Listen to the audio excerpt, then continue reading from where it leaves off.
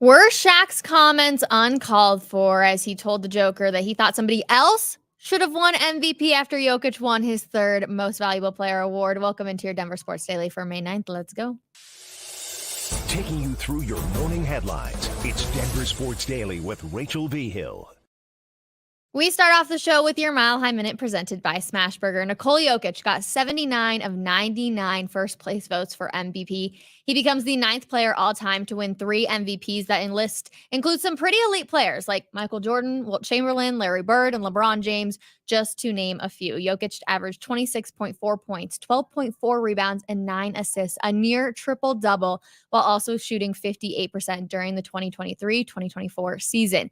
The MVP winner in the NBA has only gone on to win the championship 4 times since 2000. Steph in 2015, Bron in 2012 and 2013, and Tim Duncan in 2003. But the big man doesn't even really pay attention when it comes to it anymore for those personal accolades. Take a listen. I cannot control it. I mean, I can control it, but I cannot control it. So if they're going to put me in that conversation, and it's been 4 years now, so I think I'm kind of used to it, so I don't even pay attention anymore. So it's probably a good problem to have. Nikola, I know you said you're not used to it, but this has become the norm. How, I guess, beyond the realm of possibility was even winning the first, let alone the idea of winning 3 in 4 years, when you're a kid just playing basketball or making your way through before you even, and then maybe just getting to the NBA, that you'd be the best player in the league 3 of the last 4 years? Yeah, I mean, I don't know. To be honest, I like the last year when I didn't get it, and then we won a championship, much better. But it's I don't know what to say. It's it's a journey, it's a process, it's a trusting in your teammates, trusting in you. It's just a whole collective effort that put me in front of the bright spotlight, and I'm kind of the guy. But there is a lot of people, players, coaches, strength coaches, development coaches, medical staff behind me, family of course, and that you guys don't see it, and I'm just one of them. Now, it's always important to look back to where it all began before you look at the present day. And Jokic reflected back on the day that he got the call, essentially, that it was his time to start. Take a listen. Just think back to it.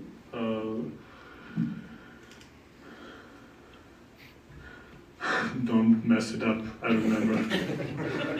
when I so everybody was telling me like, okay, you're gonna start. I said, don't mess it up. Just play the same way. I mean, and I think I did. I think even when you get opportunity like that, you don't really think about it, and I think you can think about it if you start thinking about who you're playing, or it's a big moment. You're just gonna put a lot of pressure on yourself. Just go and do the thing what brought you there. I think that's advice for young people. And we know Shaquille O'Neal isn't afraid to speak his mind, and I'm already seeing the comments start to come in, and we'll get to them at the end of the show. Don't worry, everybody. But Shaq did that with an interview with Nikola Jokic moments after the Joker was named the 2023-2024 NBA MVP. He explained, I want to congratulate you, and I want you to hear from me first. I thought SGA should have been the MVP. That's no disrespect to you, but congratulations. Now, Jokic, of course, being Jokic, responded and said, thank you, Shaq. We don't judge people here. That's fine. It's your opinion. He then began laughing, just like Jokic does. And he said, I'm joking. And O'Neal shot back and say, hey, all good. I love you. I love your brothers. One thing we're always going to do is keep it real with each other. Congratulations. I love you. Now, one thing about this for me and my personal opinion is I think Shaq had the respect to tell Jokic that because one, Jokic could have watched just moments before when Shaq essentially went on and said, I thought SGA should have won it. So he wanted him to hear it from him first instead of getting on there and being fake, which I do applaud Shaq for. Now, my biggest beef is the TNT crew should not have tossed it to Shaq first if they didn't think that Jokic should have won MVP. You should have gave it to Charles Barkley or Kenny the Jet, any of the other ones who would have been like, yes, Jokic was deserving of it. Not Shaq, who was going to say, I thought somebody else should have won it. It just kind of brought the moment down when it was like, should have been such a celebratory time. Now, of course, I know Shaq and Jokic have a really good relationship. We see them joke all the time on TNT. So I don't think Jokic probably thought anything of it, but I know a lot of Nuggets fans were very, very frustrated about it. just like Nuggets fans, were also frustrated with Jamal Murray. He says that he takes full responsibility for his actions after he tossed a towel and heat pack onto the floor in the Game 2 blowout loss to Minnesota. So Murray was fined $100,000 for tossing the towel and a heat pack onto the court in the direction of a game official during live play in the second quarter of that 106-80 loss. He avoided suspension and punishment for making a money sign at the official earlier in the second quarter. And Jamal was very put offish, let's just be honest. And this morning, a lot of national media has gone at Jamal. But just take a listen and tell me how you feel about Jamal and his response to the questions he got asked. Was it fair? No, I mean, it is what it is, and I take everything full responsibility, so on to the next. Was it just frustration boiled over? Is that what happened? Yeah, on to the next. I mean, not much, 2 days ago, not much for me to say about that. Were there any conversations that you had with people or anything just to kind of like apologize or whatever they need to? You have any basketball questions? No. Jamal Michael on the podium said it was a quiet locker room after the game. Any basketball questions? No. It's not a good look for Jamal Murray by any means, but it is a Colorado Avalanche day, and the Colorado Avalanche won a thriller in overtime against the Dallas Stars on Tuesday night, and they're now 11 wins away from their second Stanley Cup in 3 years. Puck drop tonight, 7:30 p.m. Mountain Time. Like I said, Avs currently lead that series 1-0. Now, 68% of teams that win Game 1 go on to win the series. The Avalanche are now the co-favorites to win the Cup this year, along with the Edmonton Oilers and the New York Rangers. One popular sportsbook lists all three teams at plus 425 to take the title. Netting a $100 bet would net you $425. Arturi Lehkonen and Val Nichushkin are the first pair of teammates in NHL history to both have a 5-game goal streak to start a playoff year. It's going to be a fun one, so make sure you tune in tonight. I can't wait. Game 2. We'll move over to the NFL now, because in wake of the NFL draft, the Denver Broncos head coach Sean Payton joked about the possibility of trading up.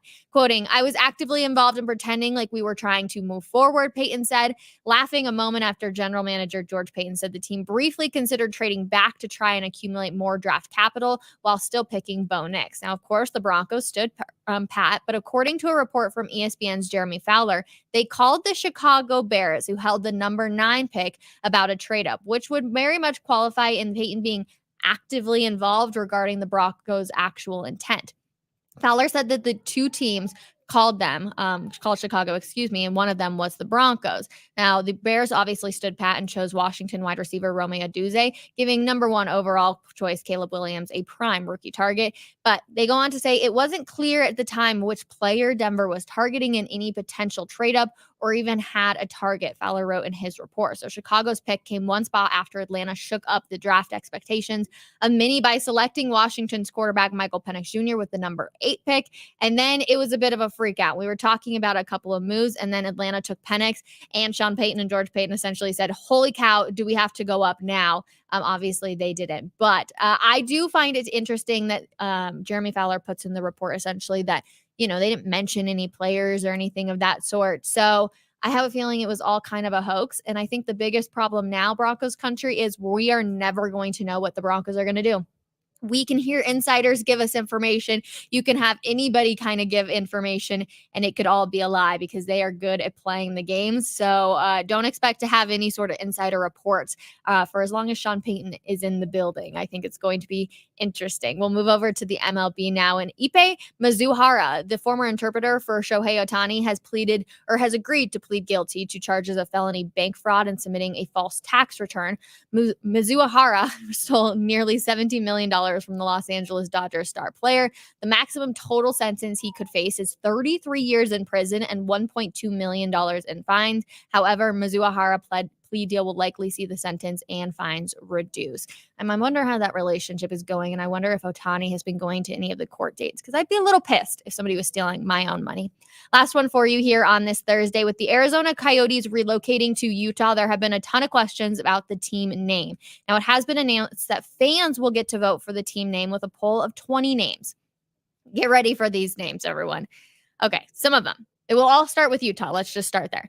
Blast, Powder, Mammoth, Mountaineers, Black Diamond, Swarm, Yeti, Frost, Venom, Squall, Outlaws, Hive, Freeze, Fury, HC, Glaciers, Canyons, Blizzard, and Ice.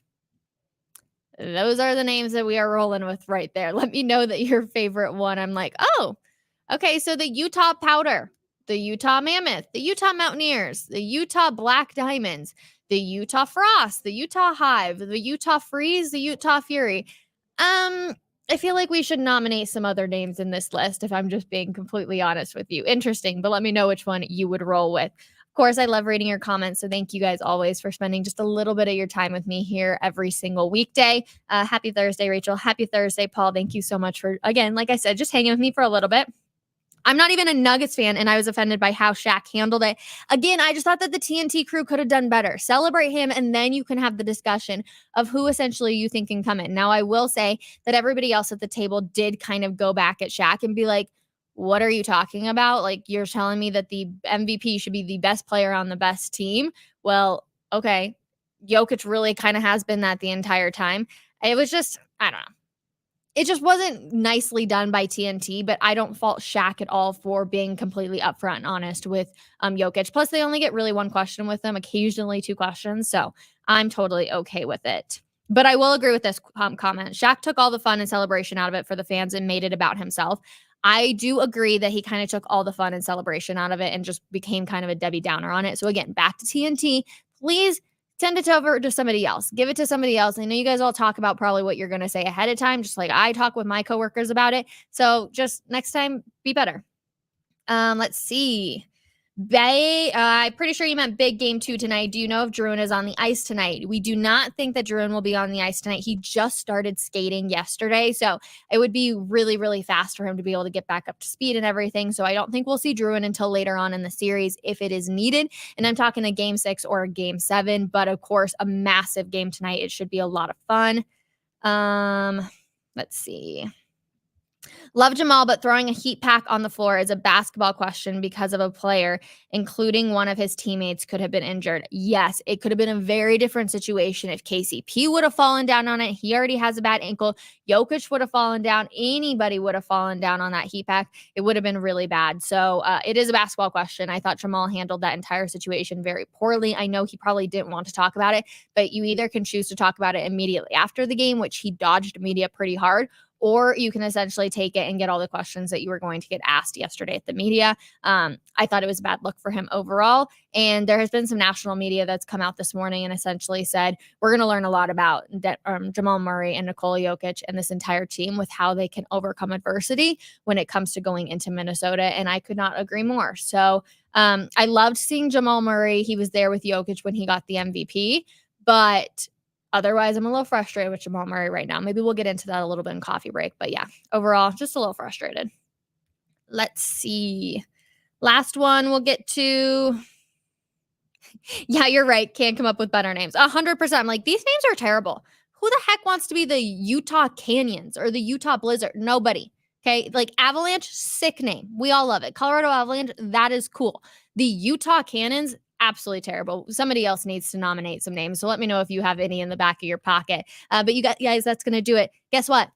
One more day. One more day you can subscribe to us on YouTube and be entered in to come hang out with myself in the studio, get lunch from Brothers Barbecue, hang out with Andrew Mason and Cecil Lane, and then go hang out and watch a little bit of The Drive with Philip Lindsay and Zach By. So one more day that you have to be able to do that. So make sure you subscribe to us over on YouTube. I'll see you guys tomorrow morning at 10 a.m. Mountain Time for another episode of Denver Sports Daily. Make sure you come hang out with me. Join in the comments at 12 p.m. Mountain Time for another episode of Coffee Break. Have a wonderful Thursday, everybody. Get back to work.